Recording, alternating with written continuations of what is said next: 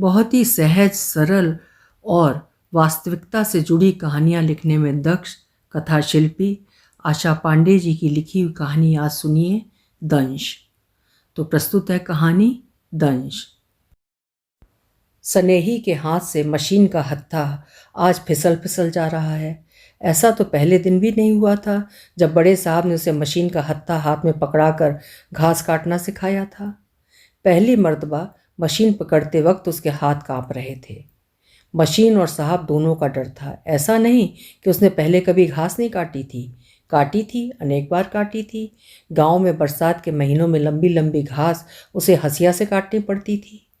उसने घास छीली भी थी, लेकिन बंगले के बगीचे में नहीं, खेतों में, मेड़ों पर, चकरोटों पर खुरपी से।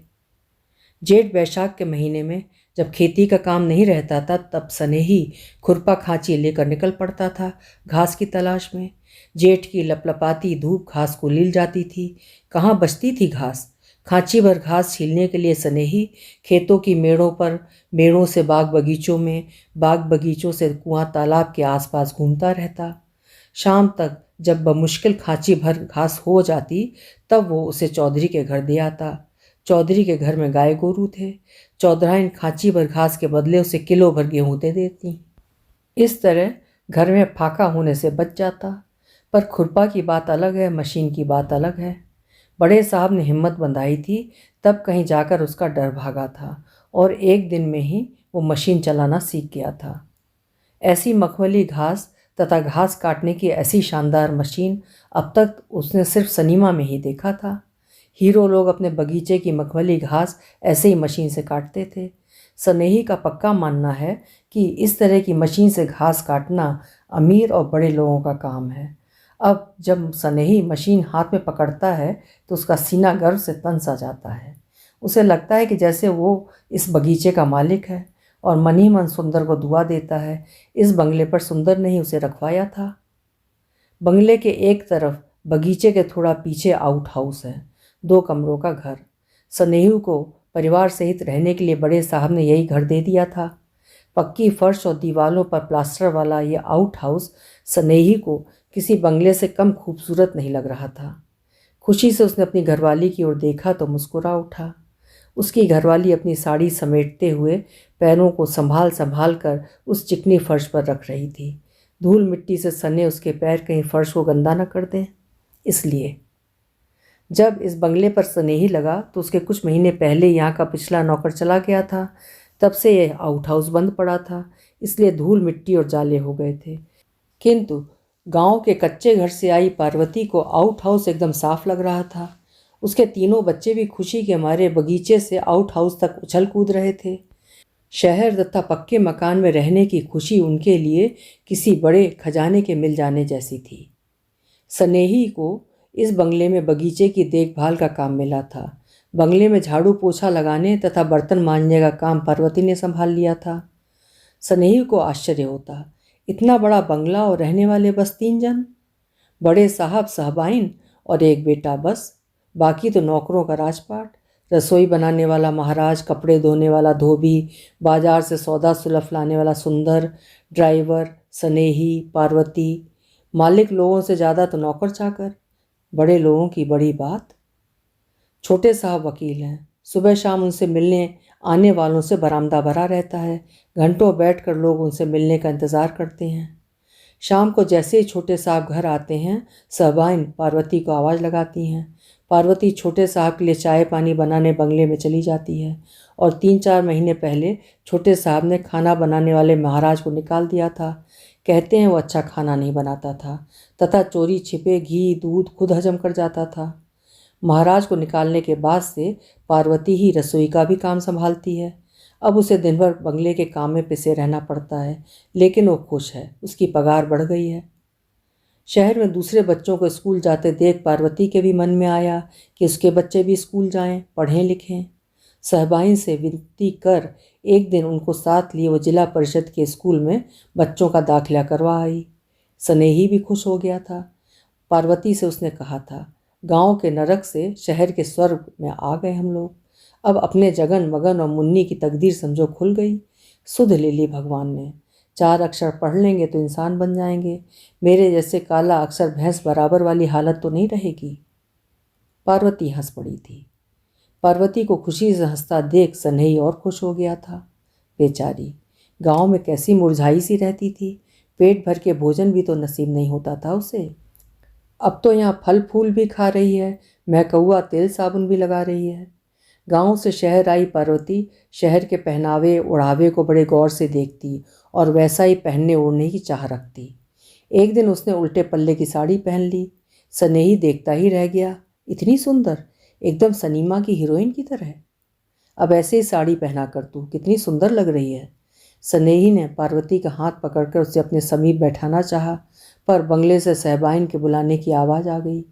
काम के लिए देर हो रही थी। पार्वती सनेही का हाथ छुड़ाकर बंगले में काम करने चली गई। सनेही का दिल कुछ खिन्न हुआ, पर उसकी आंखों में उल्टे पल्ले की साड़ी पहने पार्वती समाई रही। वो दिन भर बगीचे में गुलाब के फूलों के बीच गुनगुनाता रहा। दूसरे दिन बाजार जाकर पार्वती के लिए काजल, क्रीम, पाउडर, लिपस्टिक भी खरीद लाया। पार्वती श्रृंगार के उन साधनों को देखकर शर्मा के बोली थी, अब मैं क्रीम पाउडर लगाकर घूमूंगी। घूमेगी क्यों? क्रीम पाउडर लिपस्टिक लगाकर मेरे पास बैठेगी। ले अभी सब लगाकर दिखा। धत, तुम भी ना। पार्वती फिर शर्मा उठी। सनई ने हंसकर उसके चेहरे पर ढेर सारा पाउडर छिड़क दिया। उसकी दुनिया बदल गई। पर इधर कुछ दिनों से ना जाने क्या क्या हो रहा है सनई के मन में। एक कांटा सा चुभा रहता है हरदम। उसे लगने लगा कि पार्वती उससे दूर भागती है। वो उसके पास रहना चाहता है, पर पार्वती को बंगले के काम से ही फुर्सत नहीं है। छोटे साहब के आते ही पार्वती का उनके नाश्ते पानी भोजन के लिए बंगले में चला जाना अब सनेही को बिल्कुल नहीं सुहाता। एकदम विचलित हो जाता है सनेही। कई बार वो पार्वती से कह चुका है, सब बनाकर तो आई हो, अब सहबाइन परोस देंगी, तुम्हें अभी बंगले में जाने की क्या ज़रूरत है। बता दो एक दिन उन्हें कि इस समय ना बुलाया करें। पर सहबाइन आवाज़ लगाकर पार्वती को बुला ही लेती हैं। न जाने क्यों सनेही को लगता है कि पार्वती खुद भी जाने के लिए उत्सुक रहती है। कभी कभी भोजन करते समय सनेही पार्वती के दिल में घुसकर पार्वती को कुरेदता है, तू कितनी अच्छी सब्जी बनाती है पार्वती, मैं तो बस उंगलियां चाटता रह जाता हूँ। छोटे साहब ने भी कभी तेरी बनाई सब्जी की तारीफ की? क्या पता करते भी होंगे तो सहबाइन ने मुझसे कभी नहीं कहा। मैं तो रसोई में रहती हूँ, थाली तो सहबाइन ही ले जाती है उनके सामने। पार्वती सहज और भोलेपन से जवाब देती है, पर सनेही को सब नाटक लगता है। अब जब कभी पार्वती तैयार होकर शीशे में अपना मुखड़ा निहारती है तो सनेही कुढ़ जाता है। बात बेबात पार्वती पर अपना गुस्सा निकालता है। पार्वती को आश्चर्य होता है, क्यों खरीद कर लाया था क्रीम पाउडर, क्यों कहा था कि उल्टे पल्ले की साड़ी पहना कर। पार्वती साड़ी का पल्लू बदल देती है, श्रृंगार पटार छोड़ देती है, पर अब पार्वती के पल्लू बदलने से सनेही का दिमाग नहीं बदलता। सनेही कई बार कह चुका है, नौकरी छोड़कर गांव चले चलते हैं, पर पार्वती डरकर खड़ी हो जाती है। यही तो वो नहीं मान पाती है। सनेही बौखलाता है, क्यों जाएगी गांव, 16 श्रृंगार का सुख तो यहाँ मिल रहा है। संदेह की आग नागिन सा बल खाती हुई लपक पकड़ लेती है। पार्वती उसमें जलती है, पर भस्म नहीं होती। उसके 3 बच्चे, 3 गैलन पानी हैं, वो भस्म कैसे हो सकती है। उसकी स्वप्न यात्रा भी शेष है। वो अपनी अंतर शक्तियों को बटोरने में जुट जाती है। सनेही बौरा गया है तो क्या पार्वती भी बौरा जाए। बच्चों की उन्नति तरक्की का स्वप्न जो पार्वती की आंखों में गहरे तक उतर गया है, उसके चलते वो सनेही की बातों की ओर से कान मूंद लेती है। पर कान मूंद लेने से क्या होता है, आंखें तो खुली हैं। सनेही के हाव भाव, उसकी उपेक्षा आंखों के रास्ते दिल में उतरती है और नश्तर की तरह चुप जाती है। बात मामूली नहीं है। सनेही ने पार्वती का स्वाभिमान घायल किया है और घाव पर लगाने के लिए कोई मरहम भी नहीं छोड़ा है। अब तक न जाने कितनी बार पार्वती अपनी भावनाओं को शब्द देकर सनेही को समझा चुकी है, पर धुंध से ढका उसका दिमाग सीधा साधा कुछ सोच ही नहीं पाता है। उसने एक दुनिया गढ़ ली है जो कटीली होने के साथ साथ बेतरतीब भी है, जिसमें सनेही उलझ उलझ जाता है। सुकून बस इस बात का है कि अपनी बात मनवाने के लिए वो पार्वती पर कभी अधिक जोर जबरदस्ती नहीं करता, मारता पीटता नहीं, बस घुन लगे की तरह गलता जा रहा है। मन ही मन दोनों अविराम युद्ध लड़ रहे हैं, खोजी हो गए हैं दोनों। सनेही पार्वती के हाव भाव में, बनाव श्रृंगार में, बातचीत में कुछ न कुछ खोजता है, तो पार्वती सनेही में सनेही को खोजती है। दिन भर खेतों में मजदूरों के साथ काम करने वाली पार्वती थक कर घर आती तो काम पर से उससे पहले लौटा स्नेही उसके इंतज़ार में पलक पावड़े बिछाए मिलता। लोटा भर पानी उसके हाथ में पकड़ा देता। वो जुड़ा जाती। दिन भर के थकान का समापन। वो दिया बत्ती करती, स्नेही चूल्हा जला देता। वो रोटी सेकती, स्नेही चटनी बना लेता। वो उन्नीदे सोए बच्चों को भोजन के लिए जगाती, स्नेही थाली लगा देता। बच्चों के खाने के बाद अगर रोटी कम पड़ती तो वो भूख ना होने का बहाना बना लेता, जिससे पार्वती पेट भर खा सके। कितना बड़ा खजाना था गांव में उसके पास, और अब यहाँ सब कुछ पाकर भी रीति छूची रह गई है वो। कभी कभी तो स्नेही को ढूंढ भी लेती है, सोचती है अब नहीं गायब करूंगी इसे, पर स्नेही है कि पल पल गायब होता जा रहा है। रसोई में दाल बघारी जा रही है। तड़के की महक रसोई और बरामदे को पार करती हुई लॉन में मशीन चलाते स्नेही तक पहुंच रही है। छोटे साहब भोजन करके कचहरी के लिए निकल गए हैं। पार्वती अपने आंचल से ढककर कटोरी भर दाल घर ले आई है। पूरी की पूरी दाल उसने स्नेही की थाली में उड़ेल दी। दाल की महक बड़ी सौंधी है, पर क्या करे स्नेही, ये सौंधी दाल भी तो बिच्छू की तरह डंक मारती है उसे। डंक स्नेही को लगता है, पर विष पार्वती को चढ़ता है। दर्द से छटपटाती है पार्वती। उसकी आंखें सूनी हैं, पर दिल झरता है। मन बेचैन रहता है। काम सूझता ही नहीं। कभी सब्जी में नमक अधिक डाल देती है तो कभी दाल बिना नमक के ही परोस देती है। रोटी की चित्तियाँ काली राख में तब्दील हो जाती हैं, या फिर झक सफ़ेद रोटी अपने कच्चेपन से छोटे साहब को बिफरा देती है। साहब खाना छोड़कर भूखे ही कचहरी चले जाते हैं। सहबाइन का पारा चढ़ जाता है। कहाँ रहता है तेरा ध्यान आजकल? लड़का बिना खाए चला गया। तुझसे अच्छा तो पहले वाला महाराज ही था। देख सुधर जा, नहीं तो काम से निकाल दूंगी तुझे। कब तक कोई कच्चा पक्का खाता रहे? पहले तो तू ऐसी ना थी, अब 4 पैसा कमाने लगी तो दिमाग चढ़ गया है तेरा। पार्वती सुनती, फिर सुनती, बार बार कोशिश करती कि सहबाइन नाराज ना हो, पर उसे कुछ सूझता ही नहीं। गलती हो ही जाती उससे। खाना बनाने से मिलने वाली अतिरिक्त आमदनी से ही तो वो अपने बच्चों को स्कूल भेज पाई है। कहीं काम छूट गया तो वो डर जाती। स्नेही की बातों को दिमाग से झटक कर बड़ी मुस्तैदी से काम में लग जाती है, पर स्नेही है कि दिमाग में घुसता ही रहता है। कल रात को कैसे पूछ रहा था, साहब को तो कटे बाल पसंद हो गए। तू तेल चुपड़ी लंबी चोटियों में बंगले में घूमती रहती है, उन्हें तो घिन आती होगी तुझसे। कभी कुछ कहते नहीं? प्रश्न के निहितार्थ से पार्वती सुलग उठी थी। कैसी बात करता है तू? मैं वहाँ काम करने जाती हूँ कि साहब से बोलने बतियाने? अपने बाल दिखाने जाती हूँ मैं? स्नेही उसके जवाब को सुनकर मुस्कुरा दिया था, जैसे कह रहा हो बड़ी चालाक है तू, भनक नहीं लगने देगी मुझे, सारे निशान सोख जाती है। वाह रे तेरिया चरित्र। स्नेही को बंगले में फूल पौधे बाग बगीचे की देखभाल का काम मिला था, इसलिए बंगले के भीतर उसका जाना नहीं होता। उसकी कभी इच्छा भी नहीं हुई थी बंगले में जाने की, किंतु इधर कुछ दिनों से जब छोटे साहब बंगले में रहते हैं और पार्वती काम करने आई रहती है, तब स्नेही का मन होता है कि वो अंदर जाकर एक आध बार देख आए। बंगले में जाने के लिए उसने एक अच्छी युक्ति भी सोच ली है, सहबाइन के लिए पूजा के फूल लेकर जाना। कभी कभी तो सहबाइन बरामदे में फूल की टोकरी पकड़ लेती हैं, तो कभी उसे निर्देश दे देती हैं कि जाकर पूजा घर में फूल रखाए। यहाँ काम करते हुए उसे 2 वर्ष से ऊपर हो चुके हैं, इसलिए घर में उसके प्रवेश पर अधिक रोक टोक नहीं है। आज भी वो फूल लेकर आया है। सहबाइन फ़ोन पर किसी से बात कर रही हैं। उन्होंने स्नेही को इशारा किया कि वो पूजा घर में फूल रखाए। स्नेही अंदर गया। अंदर के कमरे से छोटे साहब की धीमी आवाज़ आ रही है। लग रहा है किसी से बात कर रहे हैं। पूजा घर में फूल रखते हुए उसने रसोई में झांक लिया। पार्वती रसोई में नहीं है। स्नेही के हाथ पैर सुन्न हो गए। पार्वती रसोई में नहीं है तो कहाँ है?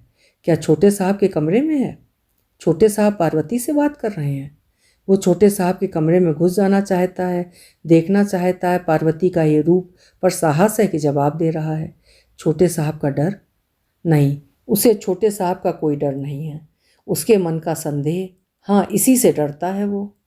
हकीकत में वैसा ही देख पाना उसके बस का नहीं है। चाहता है उसके मन में उठने वाली सारी बातें गलत साबित हो जाएं। कैसे देख पाएगा वो पार्वती को छोटे साहब के कमरे में?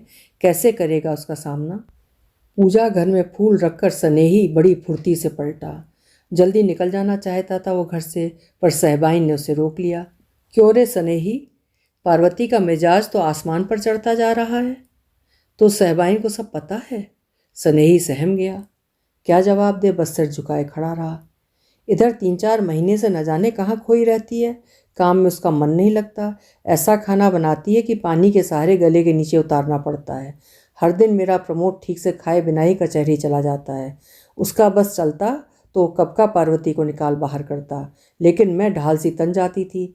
तेरा मुंह देखती थी, सोचती थी 3 बच्चे हैं, बंदी बंधाई आमदनी है, क्यों नौकरी छीनूं। समझा बुझा कर देख लिया, डांट डपट कर देख लिया। 4-5 दिन पहले की बात है, फिर से बिना नमक की सब्जी परोस दी उसने। प्रमोद बहुत चढ़ गया, उठाकर थाली फेंक दी। उस दिन शाम से मैंने पार्वती से रसोई का काम छुड़ा दिया, पर अब तो उसका मन बर्तन झाड़ू में भी नहीं लग रहा है। बर्तन इतना झूठा मांजती है कि क्या कहूँ। कल से मैंने उसे सारे कामों से छुट्टी दे दी। सनेही चौंक उठा।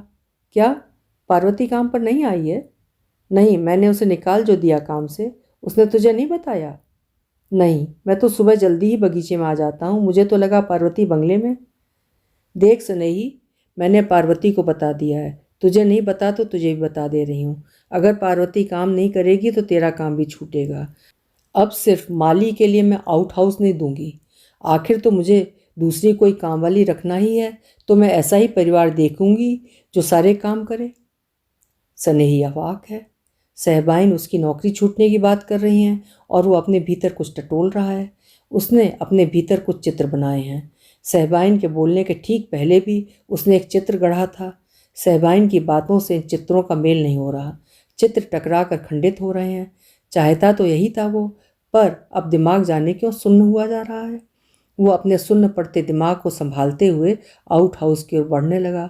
तभी सुंदर ने उसे आवाज़ दी। सुंदर अभी अभी प्रेस के कपड़े लेकर आया है। आज वो सनेही से बात करने के मूड में है। दोनों बगीचे के एक कोने में बैठ गए हैं। बंगले में तैयारी शुरू हो गई है। कैसी तैयारी? सनेही की आवाज़ प्रश्न से निर्लिप्त है। सच तो ये है कि इस समय वो सुंदर से बात करने के मूड में ही नहीं है। अब महीने भर ही तो बचे हैं शादी के लिए। किसकी शादी के लिए? छोटे साहब की, और किसकी? सनेही को झटका लगता है। छोटे साहब की शादी? हाँ यार, तुम दिन रात यहीं रहते हो, फिर भी तुम्हें कुछ नहीं पता। मैं तो घंटे 2 घंटे के लिए बंगले पर आता हूँ।